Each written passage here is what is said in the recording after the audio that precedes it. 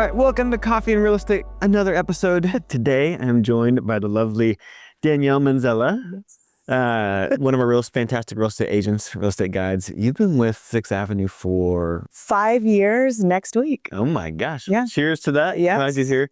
That's a long time. It is. Yeah, my first... Is that pre-COVID? No. Post-COVID. Post-COVID, but my first team meeting was Halloween that year. So like my first time meeting everyone, I had to show up in a costume. And then I showed up as Wednesday Addams. Oh, that's great.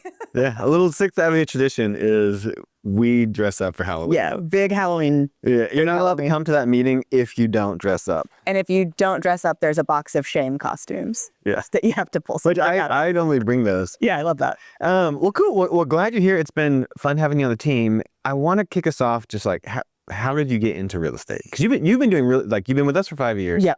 But you've been doing real estate for a while. Yeah, like 8.5 years. It'll be 9 years, which is crazy to say in February. Yeah, that's a long time. It's a long time. So long story, kind of short. My mom is in lending. My mom's a mortgage lender. She's been a mortgage lender for I don't know how many years. My sister and I used to sit in the back seat and make fun of her and her clients and her colleagues on the phone because she was working on the always. Yeah, just always.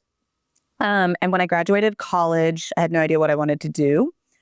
And so I was helping my mom with some marketing stuff at her mortgage company. And then I did new home sales for a year and a half. Out of college or during college? Yeah, after college. So did new home sales for about a year and a half, took 6 months off, traveled, and a local real estate company down in Central Texas, where I'm from, was like, hey, you have a job if you want to get your license. And so my mom offered to pay for my real estate license if I would do it. And here we are. Okay. That was it. So you're in your young 20s. Yeah, I was 22. But you what'd you study in college? Psychology. Okay. Helpful. It helps, yeah. And then I had my minors. I'm all over the place. So my degree is in psychology, but I have minors in international business and biology.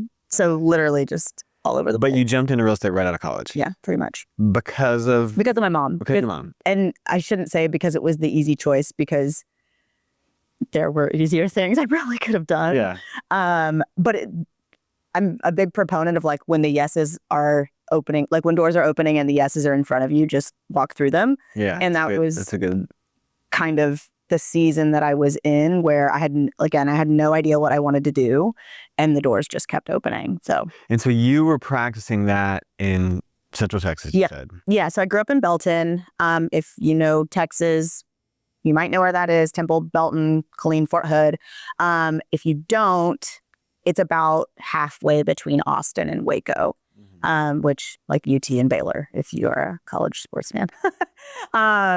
And so, yeah, I started my career in Central Texas. I still sell in Central Texas.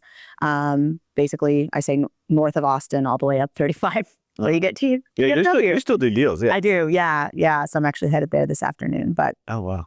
Yep. So started down there and got involved with not huge team, but a team that had a lot of market share. I learned a lot. I sold, I don't remember now, I think 18 or 19 houses in my first 9 months of real estate down there. It was great. You were a part of it. Because I was part of that. Because that's a lot. It was insane. That's a lot of houses. It was insane. So crash course in that, which is really most agents' first year or so is pretty slow. Yeah. And so the yours was not. No. That's amazing. It was awesome. Yeah. And then, so how did you wind up in Fort Worth? The honest answer is my ex. I was engaged previously, and when that ended, I thought about going back to Belton, and she's like, I don't think that's what I want to do. And so I stayed, and I've been in Fort Worth now, I think, for 7 years. Okay. And I love it. And how'd you wind up? How'd you wind up at 6th Avenue Homes? I was with a team in Temple, Belton. When I moved to DFW, I joined another brokerage, one of the cloud-based brokerages. Mm-hmm. And I just kind of remember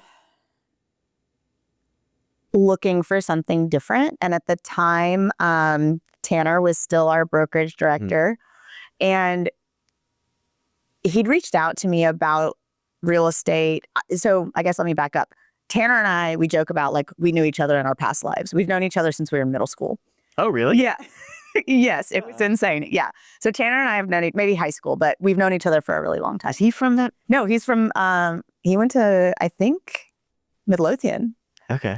Anyways, I met friends of his at soccer camp one year. And then we all just became, it was weird. I don't know. And then there was a gal working for storytelling that I knew from like a small group at church. And then Ty McAllister is also from Belton. Oh, okay. And so I knew Ty, and I'm like, why do I have all of these ties to this brokerage that I have never heard of before, that I don't know anything about, but there's all these connections from different parts of my life. I didn't realize that. That's yeah, cool. It's weird. Yeah, it was really cool. And so Tanner and I met for coffee, and I think I was like transferred over to the brokerage within a couple of weeks. No way. Yeah. And then showed up in your Halloween. And I showed up in my Halloween costume. Yeah. That's awesome. Yeah. I didn't realize that. Well, that's cool. Yeah. We're going to talk about building community. There you go. The connection, the network. Yeah. Can you unpack? I want to dive into a little bit more about your mom. Yeah. And your relationship with your mom, because y'all still. Oh yeah, we do. No. I mean, I would say 75% of the buyers I work with, we do together. Yeah. So walk me through what did you learn from her like growing up? Because the mortgage business is a lot like real estate, where it's eat what you kill. Totally. It's kind of, there's a lot of customer service, and real estate always has tension. Yeah. There's never an easy deal. Yeah. And so there's a lot of crossovers. And so I'm assuming watching your mom doing that, you learned a lot. You learned a lot. I So learned a lot. what was it like? Unpack. Yeah. So, I mean, without like getting into the gory details of my childhood, but my mom was a single mom. I mean, my dad is very involved in our lives, but they had separate lives. And so when we were young, I remember my mom working, I think at one point, like 5 part-time jobs. So she could drop us off at school and pick us up from school every day. Yeah. And I just remember, and I don't really actually know when she shifted into the mortgage business, but I just remember watching her hustle like all the time, and not in like a negative way, but she just was always on it. And she actually, and I don't think I maybe knew this until I was in real estate, but she was one of the people in Central Texas who like her specialty was fallout loans. So she would take any loan that, a big mortgage company, the Fairways, the Fallout meaning so other people rejected it. Or they got too far into the process and couldn't finish the deal. Like they couldn't get it across the finish line. Yeah. So what we see a lot is with new home builds, right? Like new home builders have their preferred lenders. And if you go through their lender, you get an incentive. And again, Central Texas is small. It's a small knit community, and it's all about who you know. And what ended up happening was my mom would get these impossible deals done. Okay. And it was because she was creative and she cares about her clients. And I often, obviously I refer to her because she's my mom, but I always tell my clients, A, you don't have to use her. Yeah. B, I would recommend her even if she was not my mom, because if there's money to be found for her clients, she will find it. If there is a way to get the deal done, she will get it done. Even if it's to her own, not detriment, but even if she has to take a hit on it, she will, because she cares about her clients. And I also make the joke of, if I call her at, 8 or 9 on a Friday night, she answers the phone. Here she doesn't know if it's personal or business. But yeah, so she was just really consistent and wasn't afraid to pivot if she needed to. She switched companies a few times, and every time it's been for the better. And it's been cool to watch her like roll with the punches of real estate and the ups and she's been in real estate now probably for 25 years. Yeah. Lending. And so there's been a lot of ups and downs with the markets, a lot of changes, maybe not that long, but gosh, I don't know. Sorry, that's like sidebar, but it's been cool to watch. Just now she doesn't just do all the fallout loans, but that's kind of how she started. And So how has that made you a better agent? Like, was that, Yeah. because like kids are always they're observing their parents Totally. do it like. Totally. I mean, I think for me, obviously real estate is more sales based, but it's relational. And I always tell people, I'm not here to sell you a house. I can't sell you a house. I'm here to facilitate you finding your new home. I always, like, if you look at my website, it says, I'm here to support people moving into their next chapter of life. I can't sell you something that is an emotional purchase. I can't do that. And so I don't want to position myself as selling you something. Yeah, it's not sales. It's not sales. Yeah. And so I have just been able to approach real estate from a posture of really wanting to support people. This is an emotional transaction. It's like moving is one of the, I think, ranked as the most or top 5 stressful things you can do. And so to be able to kind of take that pressure off of people, help people get these deals across the finish line, being creative. I mean, I have a client right now where I thought I was going to have to loop him into some problem solving. And I said, hey, actually, you know what? Never mind. I was able to get it done. Yeah. I'll loop you in if I need to. And didn't need to. We got it solved. So just watching her problem solve and put people first and just show up for her people and fight for them and, get creative. It's been really helpful to me because, as you said, no deal is an easy deal. And if you show up thinking that it's going to be, you will quickly realize how wrong you were. So it's been good it's helped me kind of stay on my toes, be able to pivot easily and just find solutions. Yeah. That's good. Can you unpack a little bit? So I feel like you are pretty entrepreneurial and also ambitious. Well, thank you. And we can kind of go like, because at one point you had like a clothing line, a boutique. Yeah. You've done other stuff. Like, Yeah. I feel like you're always kind of dabbling your toes in some sort of, Yeah. would be it a side hustle or there's things that also complement what you're doing. Were you like that as a kid? Like, were you? I don't know. So my dad is old to have kids our age. Like, I'm 32. My dad turned 80 this year. Okay. So he was in a different season of life when he had myself and my little sister. And so we really did watch him and my mom, like I said, kind of separately. My dad worked for McLean Distribution. That's how we ended up in Texas. Kind of climbed the corporate ladder there, retired. He bought a business in Belton, retired. And he just kind of always, he just stays busy. He's still busy. And same thing with my mom. And I think I just watched them do the things. And you mentioned hustle. Like, totally. Yeah. I mean, in both of them, truly, both of my parents neither have college degrees, worked their way to where they are. And so, yeah, I think I just grew up really believing I could do whatever I want. I played every sport in high school. I played sports in college, cheered and played soccer in college. You played sports in college? Yeah. I didn't realize that. D3, but yeah, I mean, I played soccer. I cheered for a few seasons. I didn't know that about you. Yeah. Okay. Yeah. So I just kind of grew up believing if I wanted to do it, I could at least try it. Yeah. And so I don't know if I was that way necessarily as a kid, but I mean, I was involved in a lot. Yeah. It was kind of crazy. Now being a parent, my sister talk about that a lot. How did they do that? Yeah, take it all the things. How did they do this? So quick side note is I love college athletes. Okay. They're my favorite employees. Yeah. Because to be a college athlete, you have to be disciplined. And you have to, it's so much work to the practices and you have to have personal discipline and then also do school. And then I was also working. Yeah. So okay. I don't know. I like being busy. I like it. I love to rest a lot. Yeah. If I go on vacation, chances are I'm just sleeping for most of it. you can unplug.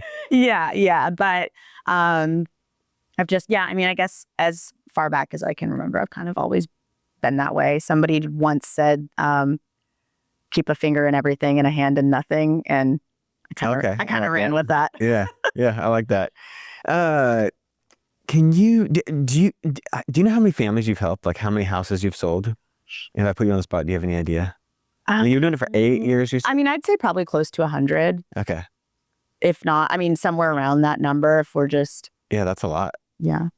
But you also, sounds like you jumped in full swing. Yeah. Going pretty fast. Yeah. Yeah. I think I had my first closing within a month of getting my license. That's crazy. Yeah. That's so cool. But that's not the case for everybody. No, It's not. Like the amount of people that get their license And do nothing. and then a year later they like give up their license. Yeah. It's a high churn. Yes. Can you brag on yourself a little bit? Like why are you good at this? So I can brag on myself a bit. I think though not to like plug another brokerage or another broker or whatever. Yeah. But like I was on Ryan Smith's team in Temple Belton, and he has built a really amazing, he's not a broker. Oh, he wasn't, at least when I was there, but he built this really amazing team and this really amazing model where, he funneled everything to his agents. He was a listing agent. We were buyer's agents. And that's kind of how I started. I was expected to be at the office every day. I had a team meeting with my sales manager at 9 a.m. every day. I was expected to prospect for an hour every day.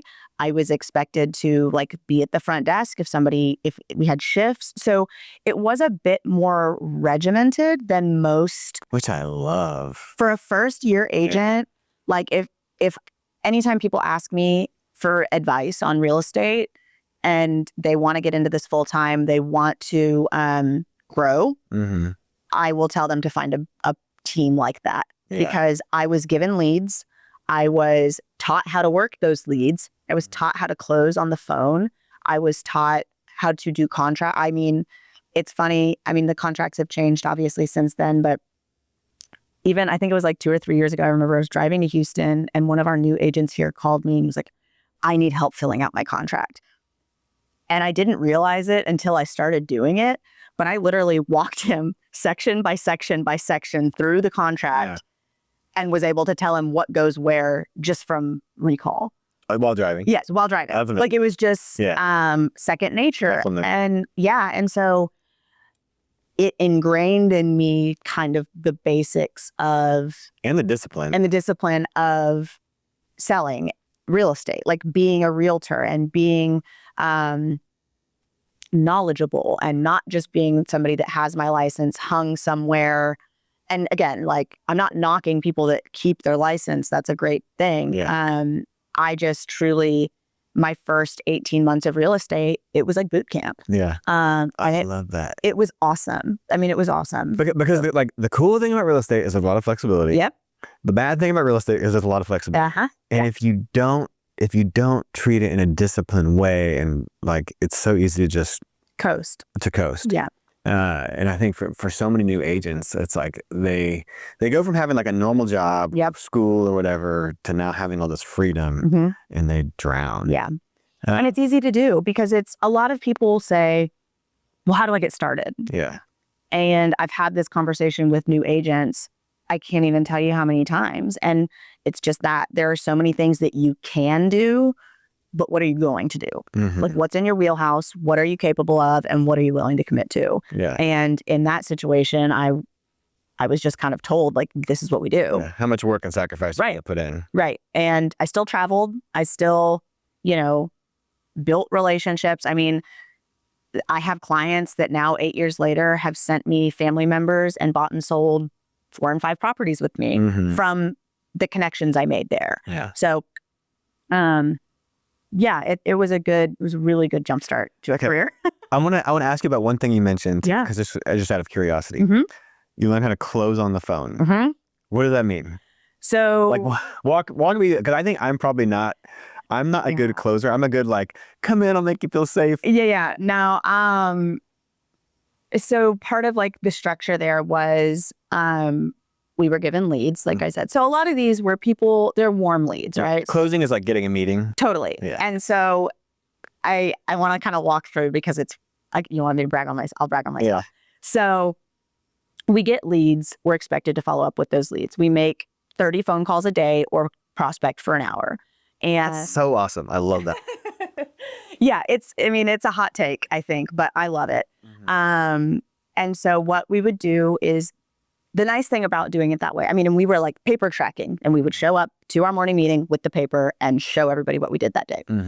And I loved it because it gives you data, right? So I was there for 18 months.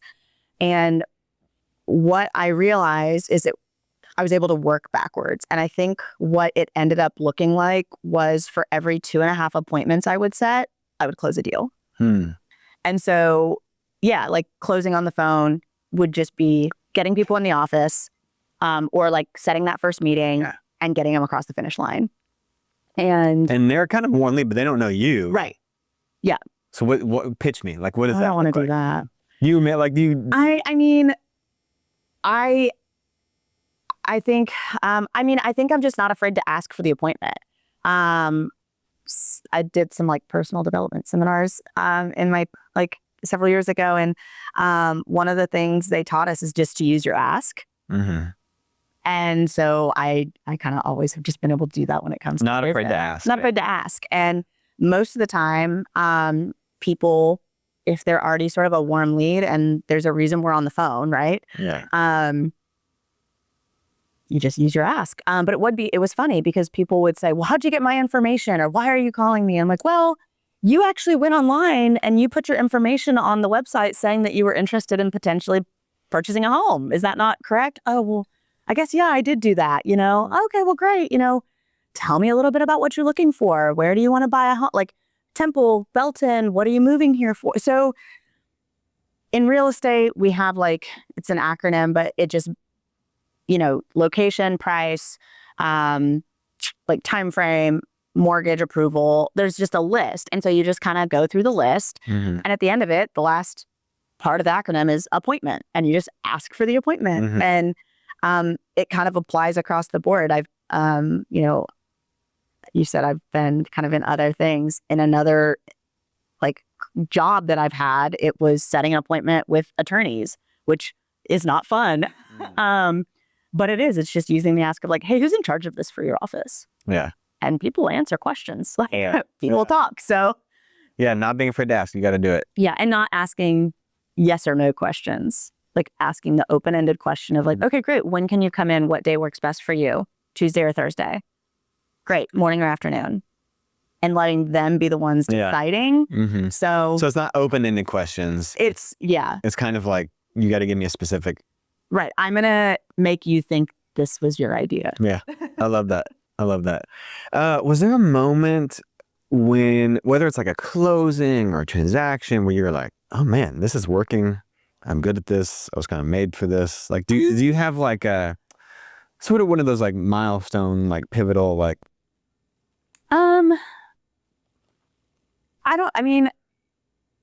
think I had, I guess. So obviously, if you follow real estate, there was this big boom a couple of years ago, COVID, post-COVID. And the market was insane. Everything was overpriced. Everything was just nutty. It was easier to get deals, but I remember I got my first $1 million listing during that. And it was really not really crazy, but it was given to me based on a relationship that I'd built. I'd built trust with this family, and he took a shot on letting me list it. And I attended almost every showing. We did marketing. We did the thing, right, for this listing. And I will also never forget, I had an agent who is very prominent in our community, in this network, call me and ask me if my seller would take a certain dollar amount because she didn't want to waste her time writing an offer if not, because our house was just so overpriced. And it kind of made me like take a step back and be like, oh no, am I not qualified to be doing this? Am I way off base on this? It just really made me question myself, because it was somebody that I respected. I hadn't gotten to work with her before. And fast forward a bit, I ended up obviously selling the property. We didn't close at over $1 million, but we still closed at the highest price per square foot in the neighborhood. And like I said, I ended up selling the property to the buyers as well. And so not only did I like save my client a ton of money by doing it that way because of the way I showed up and the way I presented the property and I represented my seller, that then also led to me closing my first $2 million deals. Okay. So Cool. in that, like just from that one relationship, I got to I leveled up. That was my first Big level up. Yeah. And in the midst of like some self-doubt Yeah. as well. Yeah. Yeah. And same thing with one of the other ones that I sold. I sold it. Like I was there. I held the open house. I talked to these buyers for, I think, 2 hours. I mean, really just invested in what I was doing. And yeah, it felt really good. Like it felt really good to be able to say I did that. And even with the first one I was talking about, they hired 6 Ave Construction to do the remodel. Oh, cool. And so it was just kind of this full circle moment of, building trust and being good at what I'm doing. I mean, give me the confidence to like, I got this. Yeah. It's like craziest deal, Craziest deal, hardest deal. Just like. So I don't know if you know this or not. I have a reputation in the office for if there is an insane deal, it's mine. Okay. Like you get hard deals. I get insane deals. So do you want like crazy client, crazy agent, crazy situation? I mean, just whatever comes to mind. So to come to mind, the first one was like an absolutely insane client, which I don't say that lightly. I ended up passing the client off to Tanner at that point. I was 8.5 months pregnant, screaming, cussing at me, hanging up on me. Oh gosh. It was wild. Fired me, but I still had to sell his house. He fired me on the buy side, but I still was selling his house. It was insane. Oh, wow. So that was fun. And it was a referral. Like it was somebody that I know's family. So that was crazy. We figured it out. We got it across the finish line. Whatever. Craziest situation was I had a buyer, so referral from some friends or from past clients, friends, and him and one of his friends wanted to start investing and they wanted to get their first rental property.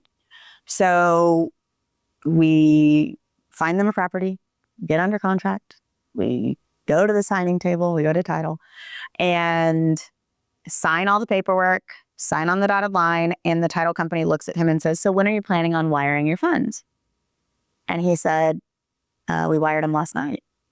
And she said, oh my God. No, you didn't. And so they were victims of wire fraud at the closing table. Yeah. For how much money? $60,000. And it was like, that was their money to start this project. Long story short, kind of, they got involved, like cybersecurity got involved, the FBI got involved, they got a Secret Service agent, they got all but I think 10 grand of it back. It took a year. Did they get the house or no? No. And they lost their earnest money. I was like, guy, come on, like give them their $1,000 back. Anyways. That's horrible. It was awful. And then there's more.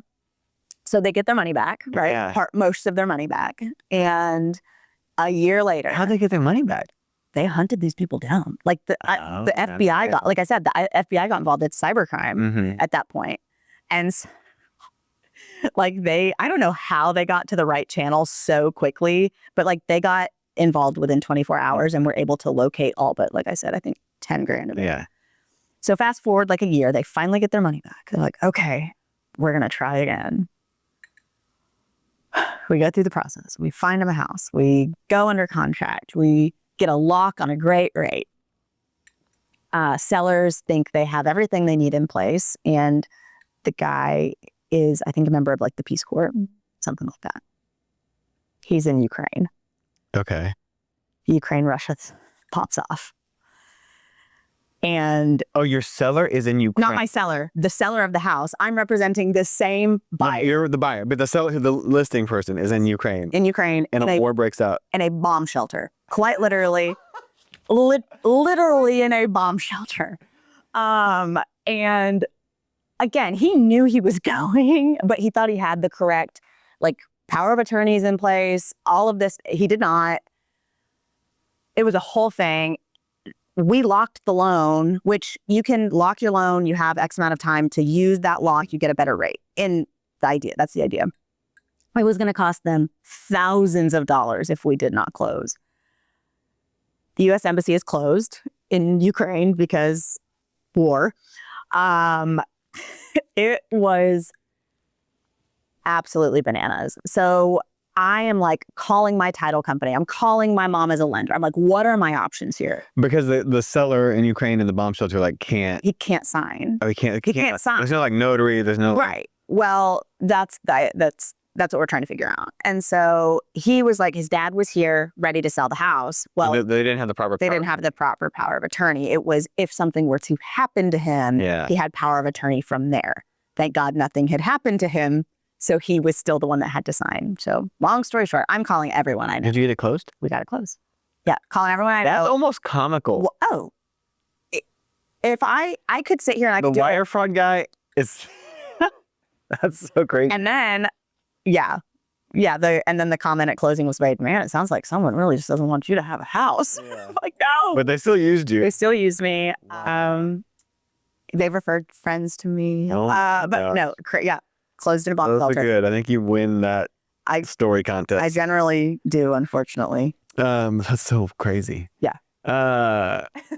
Okay. Along those lines, what is there anything you've learned along the way? You've been doing it for 8 or 9 years that you like. I was so naive to this, when I started to like now, like just some big lessons.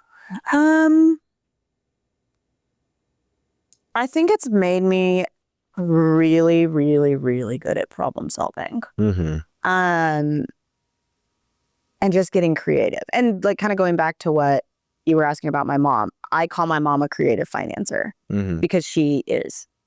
And not that she's like, she just will find the solution. Yeah. She'll find a way. And I always tell my clients that, like, I will push this thing until you tell me to stop. And I think that has been so valuable just in life and obviously in business. But I think I just didn't know I had that in me, like the ability to really, really problem solve. Even with that scenario, title was telling me it was impossible. The lender was telling me it was impossible. My buyers were obviously freaking out because the situation's like, oh my God, it's happening again. And we did, like, we got the attorneys involved. We figured out what the options were and we got it done. Yeah. And really too, just, this is an emotional thing for people. For most people, it is the single largest investment they will ever make in their life. And so, like I said earlier, I really view this as like a way to support people into their next chapter of life, because it's not always a big celebration. It's not always, oh, we're growing our family or we're relocating for this amazing job. Like, that's not always the case. And so being able to hold space for that and meet people where they are and not just view this as a transaction, it's really helped me with kind of the relational side of business and how important it really is. Yeah, that's good. Yeah. So speaking of the emotional side, yeah, how do you stay emotionally and mentally healthy through all of it? When it comes to real estate, I call my mom. We spiral out a little bit about why people are so, crazy. So you get to vent. I get to vent a little bit. You get to vent some. Yeah. And I enjoy it. Like, I enjoy the challenge, so to speak, of trying to navigate through. I try to stay active. I actually, I don't even know if you know, I'm like 16 days into my second round of 75 hard.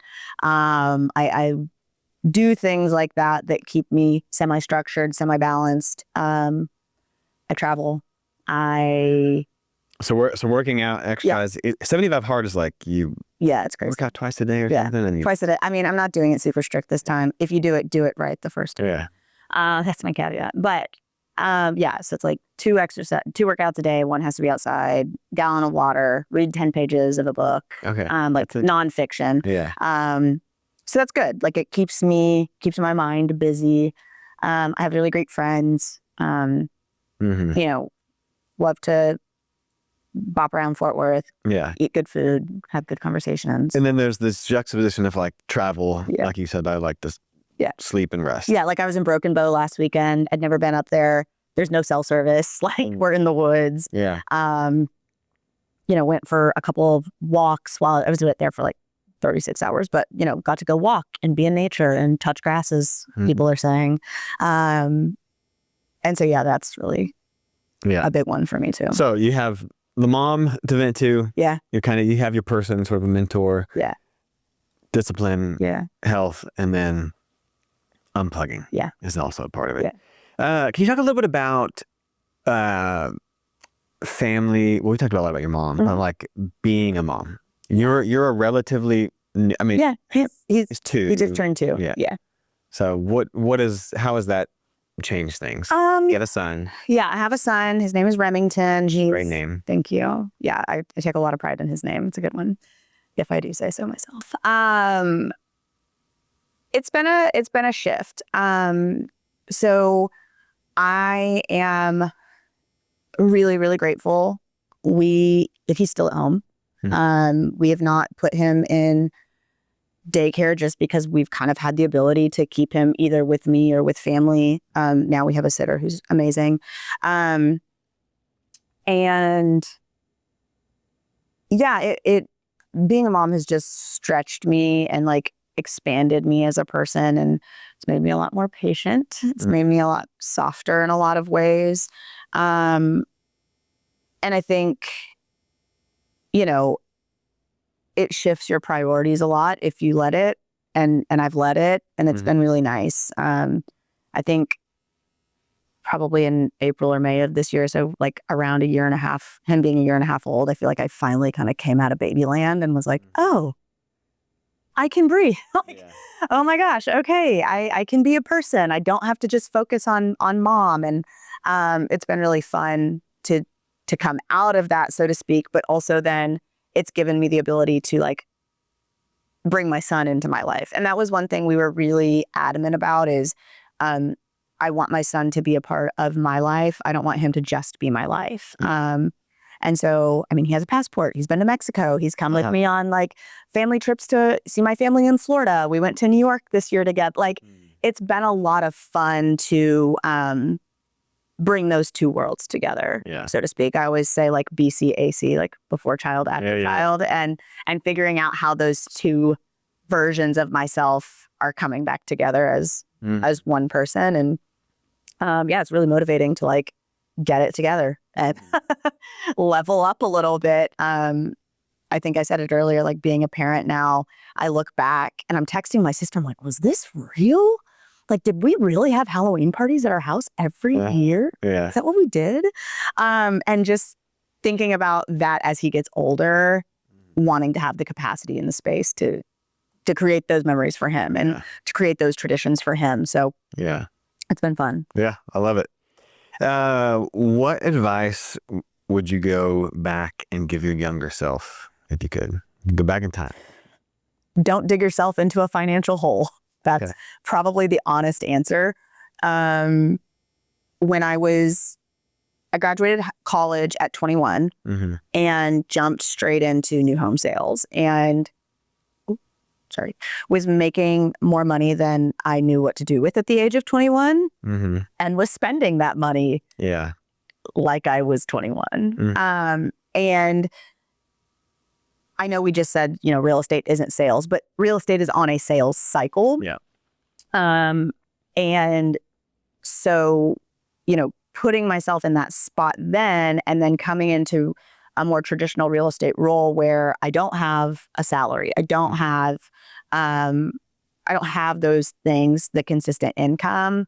It just kind of put me in a bad spot where now 8.5 years in, like I'm recovering from that. And so Jamey and I actually were talking about this last week where like if I could go back and do things differently, I would put myself on a salary. Like I would set up the LLC, pay myself out, like do the things that I should have really done to keep myself financially safe. Yeah.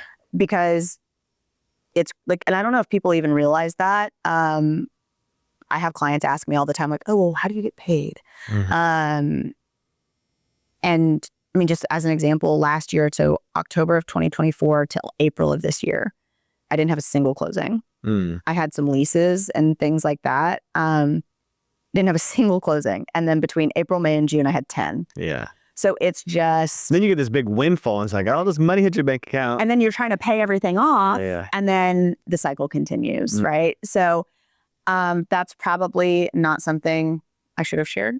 No, I think it's good. And I think it's good advice for a young agent too. Yeah. I mean, and especially coming out of college, like most of us are not, or even if you're not coming out of college, but coming into the workforce, you start making money. Yeah. And unless you are really savvy and you've got good role models and financial knowledge, I think it is, I know I'm not the only one in that position. Yeah, no, I think it's great. I think that's great advice. And I'm guilty of that as well. Like when I was doing more commission-based real estate deals, like I would have that money go to a separate bank account. That like or a separate bank. I like bank with Chase. I'd send it to Frost, which is like their online system is horrible. Right, you can't access it, and it's like pay myself a salary. Right, I'm like, because when you get a big, a big old commission check hits your, it's like, oh, we can go on. Yeah, I can go on vacation. I can go on work. Yeah. So I think there's an element. I mean, it's like with anything, you have to put boundaries of. Totally. Some people are more self-controlled than others, and also you don't know what you don't know, right? You don't realize as a 21-year-old.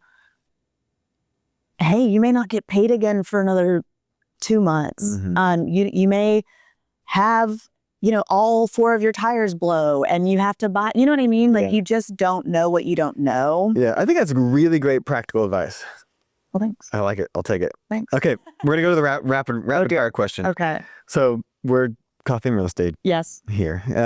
Favorite coffee order and place to get it in Fort Worth? Ooh, I hate that question so much because I love all of our Fort Worth coffee shops. But lately I've been going to Ampersand off 7th. Yeah. Specifically, it is like it's like a club at night, but it's a coffee shop during the day and I love it. And I was there yesterday. What did I get? Oh, I got their like cinnamon swirl. Okay. latte. Cinnamon is your thing. I like a holiday drink. I like it. Hot, always hot. Favorite meal in Fort Worth? I cook a lot. I cook at home a lot. So you're like homebody, prefer to eat at home? Yeah. Okay. Kinda. I think so. Yeah. I mean, if like one of my friends and I, we try to do dinner once a month, we go to Jamel. Okay. Yeah. That's and we split a bunch of stuff. The like pizzas or chicken or? We do always the mozzarella sticks. Okay. I eat the eggplant ones because she doesn't like them. And then we normally split. They have like this really beautiful salad, like it's citrus salad. Yeah. And then we'll usually get like 2 pastas and split them. Fun. And too many bottles of wine. I like it. Half price wine bottles on Wednesday. Oh, that's good to know. Yeah. I haven't been there in a while. Yeah. Favorite vacation spot? You mentioned travel. Where's your go-to Magic Wand travel spot? I don't really have a go-to, and Or is it just exploring? I love to explore. I've always said, like, if I could put a big map on my wall and throw a dart and go somewhere, I would do that. But I went to Croatia in 2022. Oh, interesting. I would love to go back. Croatia, it was really? phenomenal. Yeah, it was beautiful. Okay. And people were wonderful. Yeah, that's great. I feel like my knowledge of Croatia is so tiny. Yeah. That I have no. Yeah. Most people, did you watch Game of Thrones? Yeah. So most of Game of Thrones was filmed in Croatia. Oh, interesting. Yeah. Didn't At least know the first several seasons. that. Okay. Yeah. Cool. Yeah. That's surprising. I'll take that one. I feel like I'm giving you lots of fun facts. Yeah. Favorite hobby outside of real estate? I don't know if it's a hobby, but I have really been enjoying going on walks lately. Okay. Yeah. Just, it's so good for you. And we have great trail systems here. Like the Trinity's great. Love to walk. Walking is great for you. It's really great. It's very European. Like they go for walks. They do. They They walk everywhere. Early bird or night owl? If I don't have my son actively in my home, I'm a night owl. But we pass out at 9:30 these days. Yeah. We're out. And I'm not waking up early. Yeah. I like it. Final question. Mm-hmm. Favorite book or podcast? Is there any like book or something you listen to that has been just instrumental in your journey? Yeah. And I don't know if this is a cliche answer, but my absolute favorite book is The Alchemist. Oh yeah, it's so good. It's the only book I will listen to on like Audible, but I will listen. It's like almost exactly 4 hours. The guy that reads it, it's like the guy from Lion King. I don't know, but he does such a good job. It's I don't know. I don't know who I mean, I could look. I don't have my phone on. I'm pretty sure it's Scar Oh, is it? I don't think I knew that. from Lion King. I don't think I knew that. What's his name? It's a great audiobook. It's a great I'd go to audiobook. And it's like 4 hours. So if I'm on a long car ride or if I'm flying, I can listen to the whole thing. And every time I listen to it, I cry at a different part for a different reason. And I love it. Oh, it's so good. It's so good. It's about what's the phrase? Your legend or Oh, your personal legend. yeah, it's so Yeah. That's a great book. Yeah. Good answer. So that's sort of your go-to. It is. Yeah. And partially like I've been to Morocco and I've been to Egypt and there's just like a lot of that imagery and there's a lot of parallels that I feel personally to the book. Yeah. But yeah, I love it. It's Great. great too. Great answer. Well, Danielle, thanks for sitting down with me. Yeah. Thanks for having me. Great conversation, some fantastic nuggets in here. Loved it. Great. Well, thanks. All righty.